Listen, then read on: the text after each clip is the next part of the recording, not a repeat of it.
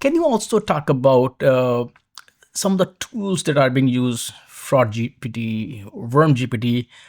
What makes these harmful AI bots different from legitimate automation or AI assistant, or when because AI agentic AI is even a totally different. I don't even want to open that can of worm that businesses rely on. How can organizations reliably tell the difference between the harmful bots versus, of course, useful bots?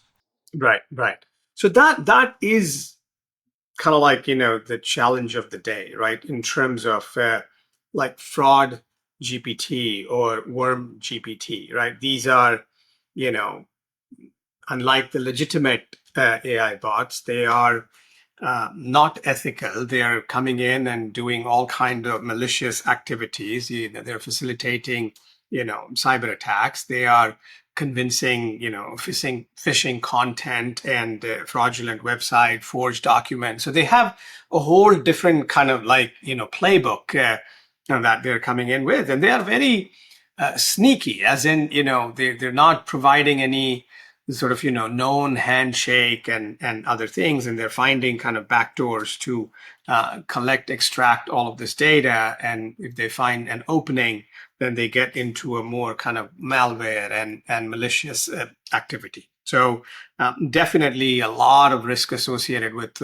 all of them that is happening right now. We see it, we talk about it in the SOTI report at length. And then you kind of beg the question is that, if you kind of lift from this thing and say, okay, yes, there will be a, agentic AI world, the web will change and the way commerce is going to be done is going to change. What is that kind of digital handshake, right? What is that trust?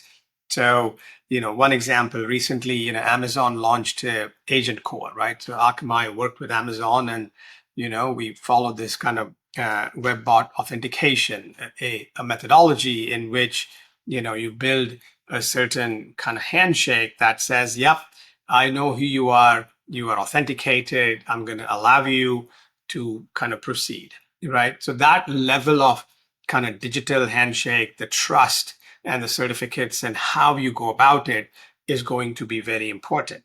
Now, I don't think it is sort of like one and done because, this is more like, hey, is like the first level of layered defense or security. Then you have to think about in the agentic way is that what else is that agent trying to do? Is they trying to, access some resource or information? Is it scraping? Is it genuinely, doing the intent? If the intent was, I want to purchase airline tickets or I want to purchase shoes, or is it now looking for, I want to know the specifications of the airplane? It's like you have to follow through. What is the intent? How to think about it?